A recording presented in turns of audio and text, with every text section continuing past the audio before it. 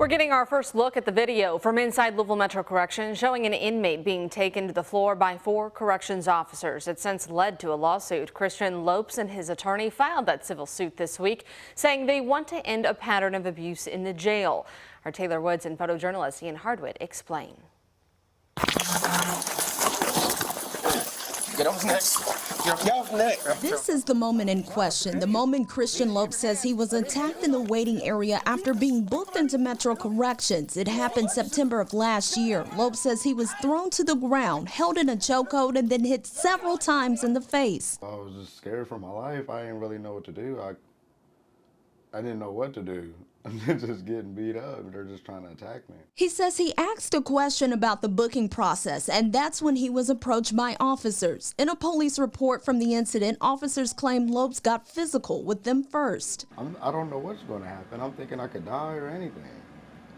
It's the second time they beat me up. Lopes was then handcuffed and taken into a jail cell. That's when a nurse comes in and treats his bruised face. My body aches and my neck aches all the time. I crack my neck, it's loud all the time. A written report says Lopes resisted officers as he was escorted into a holding cell where body cam footage shows officers holding him to the ground. They later tell him he will be charged with assault. Charge you with assault. Now he's suing the officers in the video and the director of the jail, and his attorneys say this case isn't unique. And if we don't put a stop to it, if we don't keep filing suits against this, I believe this will keep happening. If it keeps being swept underneath the rug. This needs to be addressed immediately. Thursday, LMDC Major Daryl Goodlett released a statement saying, quote, on August 30th, 2023, Metro Corrections leadership became aware of pending litigation related to an incident that occurred on September 1, 2022. LMDC is reviewing the lawsuit and the allegations brought forward. LMDC is unable to comment further because of the pending litigation. In Louisville, Taylor Woods, WHAS11 on your side. Lopes' attorneys say they hope the lawsuit helps to prevent other inmates from facing similar situations. A court date has not been set.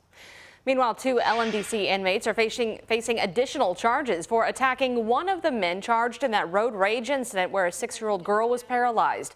According to court documents, Zava Parr and Malik Jenkins attacked 22-year-old Edward Sark late Wednesday night in a jail cell.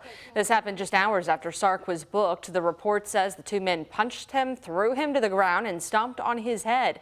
Sark was seriously hurt and taken to the hospital. Parr and Jenkins are now facing assault and wanton endangerment charges on top of the charges they were already facing. The Louisville Urban League and its former leader will now wait for a judge to decide who's right and who's wrong. Dr. Kumi Price and the Urban League faced off in courtroom yesterday. Kumi Price said she was ousted in retaliation for looking into the league's finances after taking over for Sadiqa Reynolds. Attorneys for the Urban League want that case dismissed for lack of evidence. Dr. Kumi Price's lawyer argued the case should continue. Places like the Urban League are granted a lot of deference, but it comes at a price. You can't fire Dr. Price because she's trying to do the right thing. You can't do that. And you're absolutely right, Your Honor. They've never articulated why they fired her after 4 months. The Urban League maintains there are not enough facts in the lawsuit, and Dr. Price can't prove the league broke any laws. Her personal feelings about it do not create a cause of action. She is asking the court to find her feelings supportive of a cause of action. The judge said she should issue a verdict soon. Well, today, a case challenging Kentucky's anti-trans legislation, also known as Senate Bill 150, will be heard in court. That new law prevents essential health care for transgender youth in our state. The American Civil Liberties Union and the National Center for Lesbian Rights are suing the state's most recent appeals court decision. Last month, that court ruled Kentucky can continue to enforce the anti-trans legislation. Oral arguments in that case will be heard at 3:30 this afternoon. Concerns are mounting over the health of Senate Minority Leader Mitch McConnell, despite the all-clear given from the Capitol's attending physician. In a statement Thursday, Dr. Brian Monahan said he medically cleared McConnell after speaking both with the senator's neurological team and McConnell himself. Monahan also said occasional lightheadedness is not uncommon in concussion recovery. McConnell suffered a concussion back in March after falling at a Washington, D.C. hotel. Since then, the senator has appeared to freeze up twice in front of reporters. Both times, his office said the senator felt lightheaded.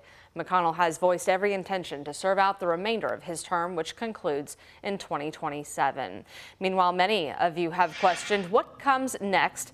Should the 7-term senator ever be deemed unfit to serve if he stepped down?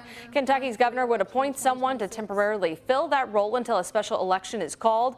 The person would come from a list of 3 candidates submitted by a top committee within the state's Republican Party. The argument was that for a Democratic governor to replace an elected Republican with a member of his own party would subvert the will of the people. The governor would be forced to select somebody from that party. Normally, in most states, the governor gets to select irrespective of the governor's party. Now, some political experts say McConnell's latest incident could bring that issue of term limits back into the conversation. We are about a week away from sports betting launching in the state of Kentucky. The Sports Wagering Advisory Council released a list of approved sports for wagering.